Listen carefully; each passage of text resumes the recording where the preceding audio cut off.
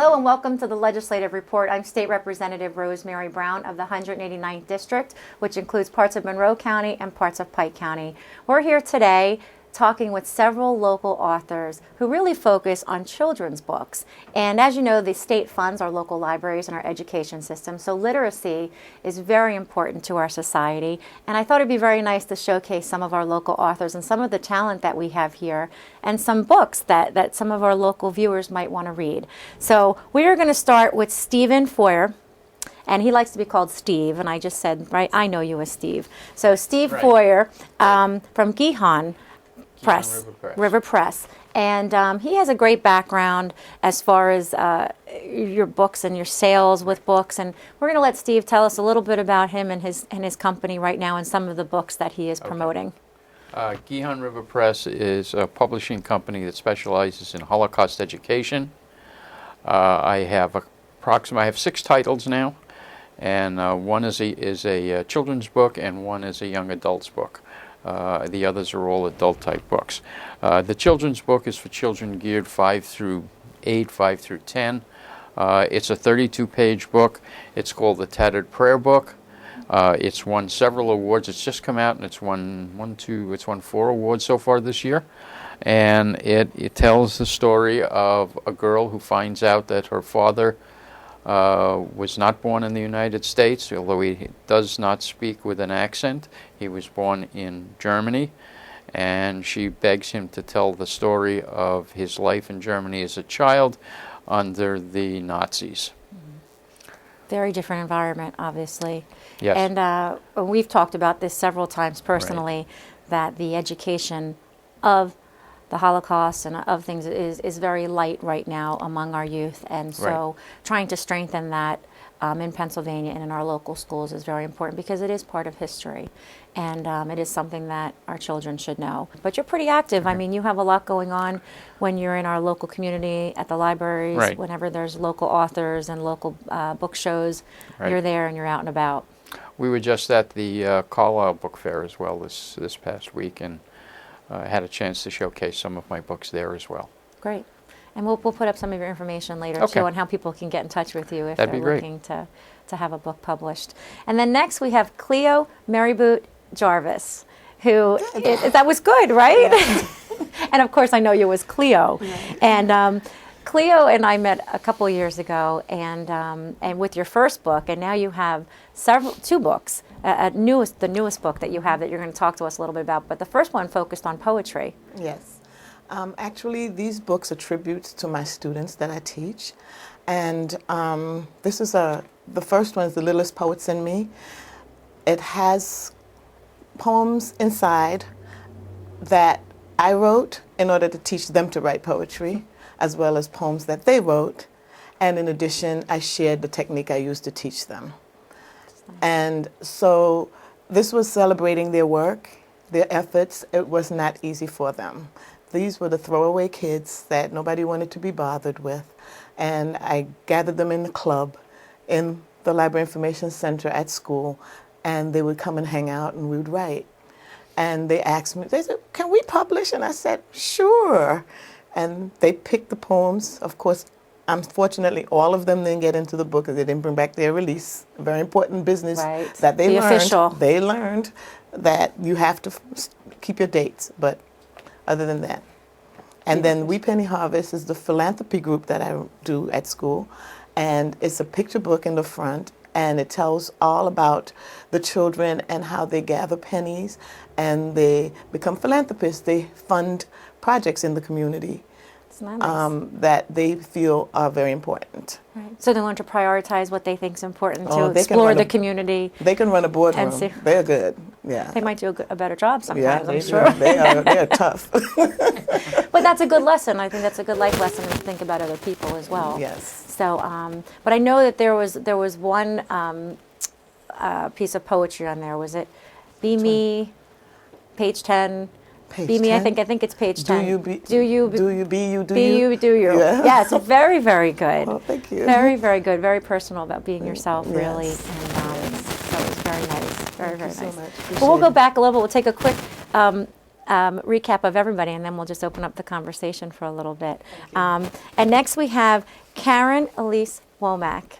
And I actually met Karen at the library during a show of our local authors, and bought this book for my kids. And my daughter Reagan loves it. And it's really just a cute story, and the pictures are beautiful in it. So Karen, tell us a little bit about yourself and about the book. Thank you, Representative Brown, and I thank you for having us here. It's an honor and a privilege.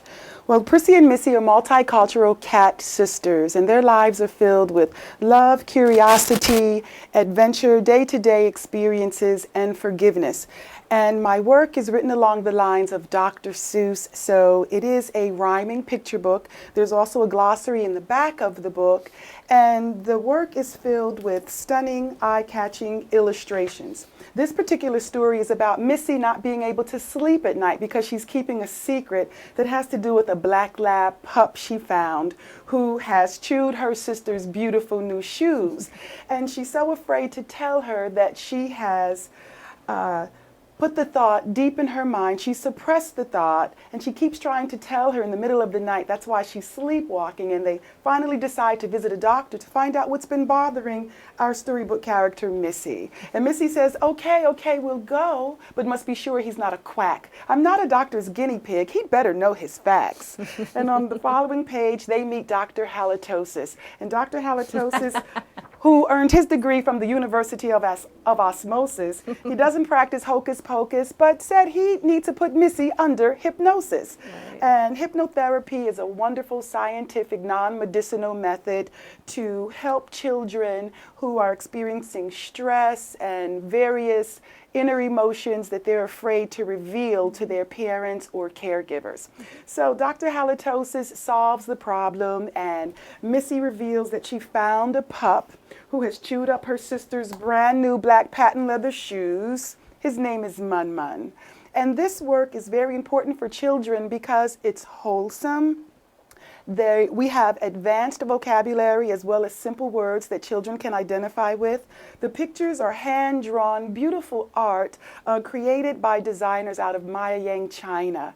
And every Prissy and Missy has a happy ending. This is the first title in a series of 10. All of the manuscripts are written, and we're presently working on our second title, which is The Adventures of Prissy and Missy Travel Abroad. Very nice to know. Thank you. House of the Gilded Scribe is the publishing firm. I'm the president of House of the Gilded Scribe, LLC, and it is our independent publishing company. Very nice to know. Well, it's nice to see that there's a lot of different messages in the book, you know, about character, about honesty, and emotional, yes, and like you said, holistic treatments versus, you know, medicinal. It's interesting when you start looking at how things are written and what it means to somebody who's reading it, and subliminal type of things that are being taught, yes, to a child who's reading. But you know, we've had in Pike County, we just had a new library open up, and the libraries, you know, are starting to change over a little bit on, you know, with electronic data and the books, e-books, and they're starting to go that route. Are any of you doing a lot of that as well? For both of your books? Mm-hmm. And you as well, Karen? Yes, I certainly am. Although digital downloads and ebooks are becoming very popular, the hard copy book, I think, will always have its place. But yes, we do have The Adventures of Prissy and Missy in ebook format. As well. Yes. And you finding a lot of that too, Steve? Like yes. that the ebooks? I have all of my books as ebooks. Yeah. In fact, I'm going to be working with a new company that, through libraries that called Tumble Books, that takes children's books and gives them voice and animation, and they sell subscriptions to the library. And they can, the kids can go to the library and they can follow along as the words are spoken, and they also get a certain amount of animation on it. I'm going to start working with them particularly on this one. Very nice, very nice. Well, because it's a changing dynamic. Sure. Yes. Like you said, as much as the hard book, I think the hardcover still plays a major role. Yeah. It is a change, yes, you know, yes, and to see the sales and to see what's, you know, outpacing the other. Is it still the hard copy still outpacing the regular ebook sales, or is ebook over top? For me, the hard copy is still essential. For children especially. Yes, and parents also. Parents may say that, well, my child has a Kindle or a Nook, and I let them know our ebooks can be downloaded directly to an email address anywhere in the world, but they still like the hard copy. It's one would really have two books. When you go to the library, that's wonderful. You can read the digital download. But when you're home, when you're reading to your children, often parents like to take the hard copy and read. But if the child needs to be alone, maybe they're working on an activity by him or herself, they can certainly use the digital download just to use the internet for a more positive method of learning. The internet has beautiful resources, and instead of the video games and some other outlets that the internet offers, ebooks are really exceptional in that way. I know I like the hard copy with my Yeah. kids. I do. I have a student who can coin that very well. Really? He said, we were talking to him about getting a Kindle, etc. And he's a little kid, and he says, there's nothing like turning the page of a book. I like to feel the air on my face. Is that what, see? Yeah, There you he go. said that. Sure. Yeah. And I was like, And wow, I there's never thought of that. to it too. A calmness, and like you Yes. said, a bonding Yes. experience with the parent, Sure. sitting, I especially never to a thought of certain that. age. Yeah. It's interesting. Well, the simple things that Yes. Sure. that Well, we that's pass his and we take don't on think it. about. Yes. I'm not so sure that certain books lend themselves to ebooks in the same way that Right. a touchy-feely type of hardcover book does. Right, I right. think that a book like that or a book like mine, they're okay, but they don't have the same dynamic that a hardcover You're book talking does. straight words and not, Yeah.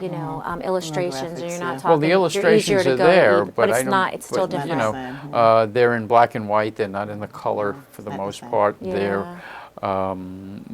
They just don't have the same feel to them. Yeah. Cleo, how do you get the kids to do more poetry? Well, initially, I bribed them.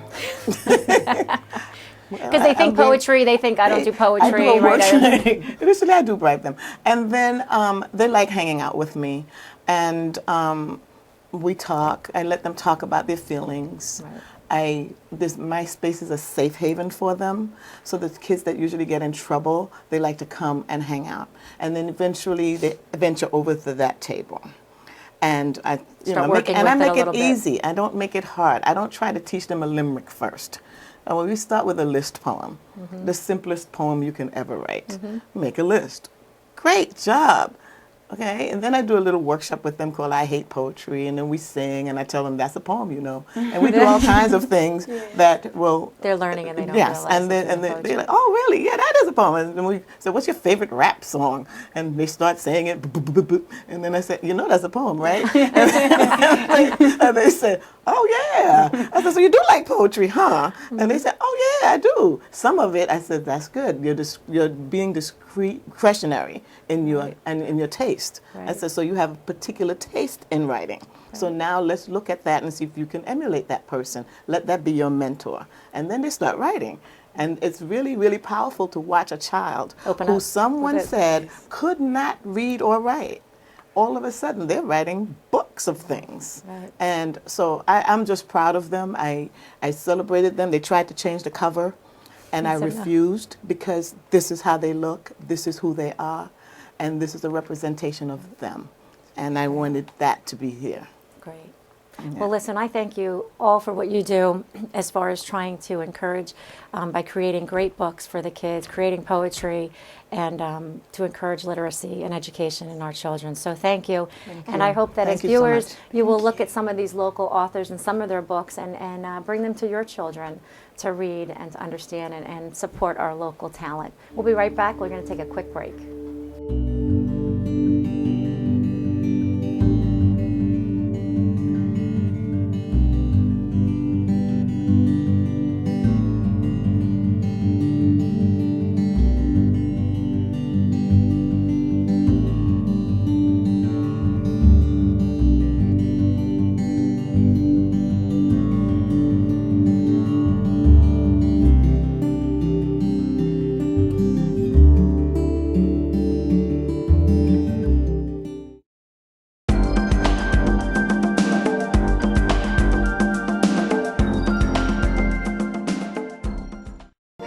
Did you know that the chamber of the Pennsylvania House of Representatives contains a painting depicting the 24 hours of the day?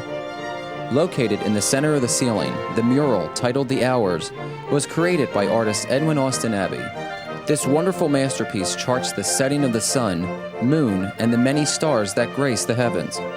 24 maidens, who each represent an hour of the day, begin each day in light and gladness and ends in solemn drapery carried on still shoulders. Now you know.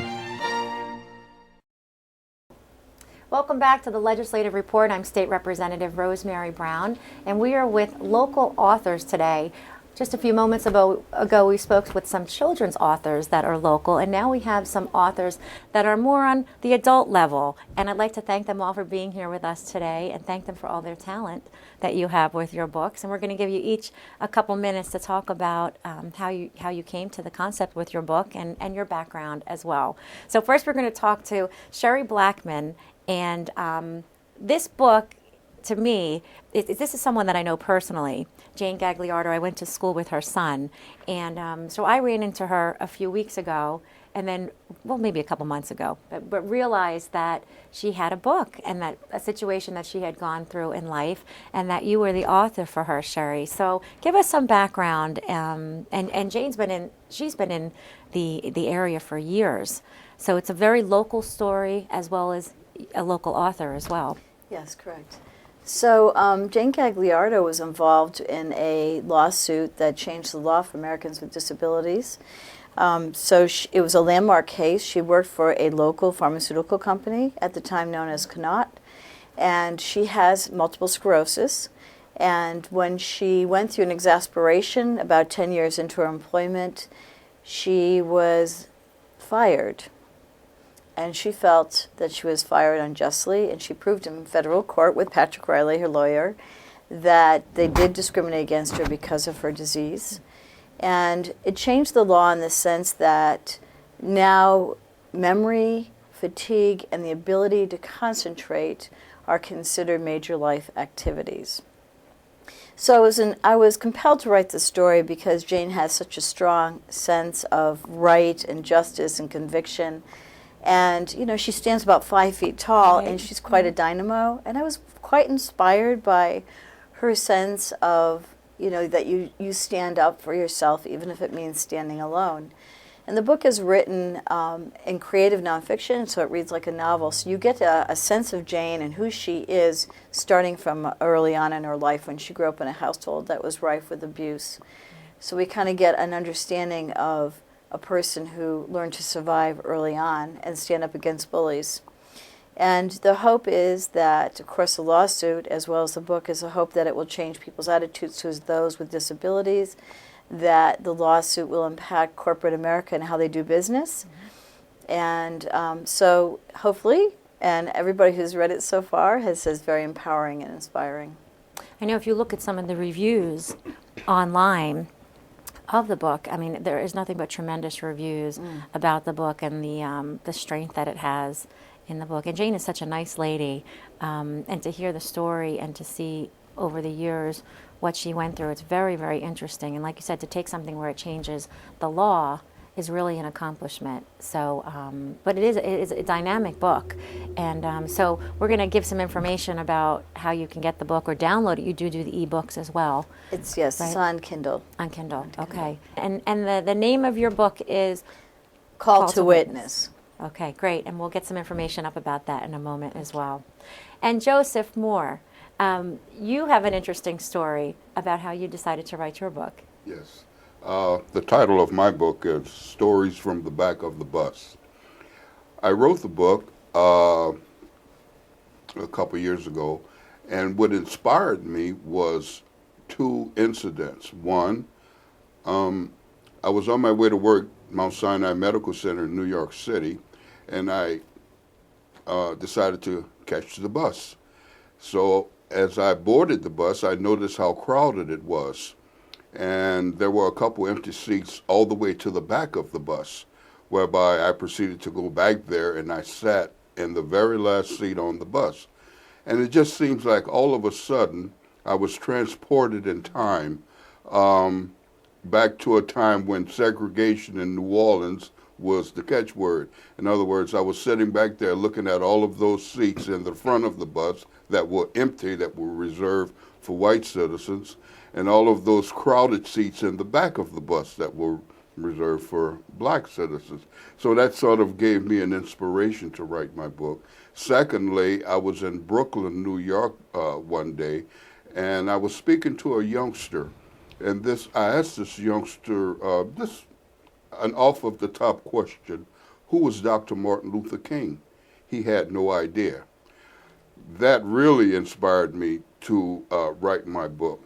Now, my book is a book about things that went on in my life and some friends of mine, that what we did was we tried to change those some of those segregationist laws down there. However, I tried to eliminate violence. There's enough violence in the world as it is. So we attempted to change those laws and had tried to have as much fun as possible doing it, like kneeling between the nuns when the Catholic Church was segregated at that time, and the priests would bypass blacks to give communion to whites first, then blacks secondly. So what we did was we would kneel between the nuns, who happened to be all white. And knowing how nuns are, you do not cross a nun, father, pope, or anybody. Once they put that eye on you. Tough cookies, right? Yes. And so when the priest came to me to give me communion, sister was looking up at him, and he was looking at her, and he just shook his head and stuck it in my mouth. So from then on, as time went on, the priests and all of these other people saw how ridiculous some of those laws were, that they just sort of did away with it, and I think that may have been our little contribution to sort of making those changes come about. Yeah, well, it's important, and in both Sherry's book and your book, talk about discrimination and trying to get rid of that and trying to fix laws and change things. And thank goodness we've come a long way. Exactly. But obviously, I think there's always things that can be improved upon, and you can see that from different situations that happen. So these are important books to read for history and for learning from mistakes that shouldn't have been. So. And may I say one more thing? Sure. Is that my book is very. Keep in mind the book To Kill a Mockingbird. It's not a children's book, but it's a book about children, and that's the same line that I took with my book. Very nice, Joseph. Thank you. And we'll show some information on your book in a moment as well. Thank you. And then we have Patrick Malcolm. Patrick, your book seems to be causing a lot of energy among people, and we've had several conversations about the response that you're getting as well. So tell us a little bit about your book and how you decided to write yours. Well, first I want to say thank you, Representative Brown, for having me here. My name is Patrick Malcolm, the author of The Limit Is When You Say Stop, which is a 31-day devotional and a diary. When I was 4 years old, I wanted to write a book, but it's just those things that you think about as a child growing up, until one day you got older and all the facts, all the thoughts you have ever had about writing a book finally come together. And growing up in Jamaica, life was not easy. It was very, very difficult. Started working when I was 10 years old, brick oven bakery, and I was making only $25 a week. I came to America, and I went to high school here, went to college here and everything, and it took a while for me to fit in. But eventually, I started, developing this character of a person that I wanted to just do the right thing. And when I tried to do the right thing, living in the inner city of Brooklyn, I realized that I stood out so much, where now I'm like, either I'm acting white, or I'm being Uncle Tom, or I'm corny, I'm a cornball, stuff like that. And then you start, hearing these different terminologies coming from Jamaica. You don't really understand what they mean until you get older and you start, really grasping it. But then I noticed that the people around me have everything that I ever wanted. But these people, a lot of them wasn't even working. But then I found out later, the things that we're doing were just not right.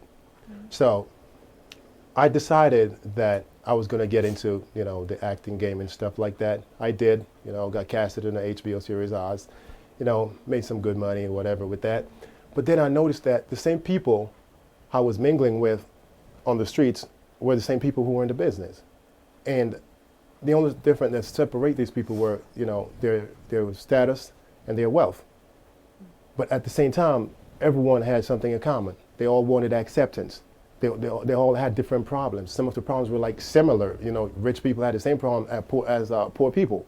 So now I realized that I had this thing where when I speak to somebody, I normally encourage people. And then one day I said to myself, you know what, this is the book I need to write, an encouraging book. So I went to bed and, long story short, I went to bed one night, woke up one morning, because I wrote the book before I put the title on it. And I just woke up one morning, like 1:30 in the morning, shouting, "The limit is when you say stop. The limit is when you say stop." And everything that I wrote surrounded that title. The limit is when you say stop. So then I just decided I'm going to push the book out there, have people, encouraged, and, read the book. It deals with the 31 things that affects us in our daily lives, okay? Like letting go, finding inner peace, saying thanks. You're not your mistakes. When you read this book, you will be transformed. You will be inspired. Very nice. And Yes. I think, like you said, everybody wants acceptance, no matter how old you are. So whether you're a child or whether you're through adult, no matter how old you are, you always want to be accepted. And I think that's wonderful. If we could, make sure that people read that, maybe it will give them inner peace, because people are always searching for that next best thing, and sometimes not looking at their life and analyzing exactly what they're doing in life to bring them happiness. So I know that when we spoke about it, I was impressed about what you said and about how encouraging the book could be for people to read. So I think that all of these books seem to have a pretty similar message to them as far as being good people and treating life with respect and treating people with respect and just encouragement in general. And they're very good reads for people locally. And I hope that we're going to put up each one of the books' information. I will put them on my website as well, so that if people wanted to go and look and remind what book was that I saw the TV show on, we will put them on there so that they can encourage people to read them and support our local authors. And get some good reads. It's important that people read and stay educated. So I thank you all very much for your hard work in your books. I thank you for being here today. And again, thank you for joining the Legislative Report. If you have any questions about today's show or any other state matters, please feel free to contact my office. The information is located on the screen.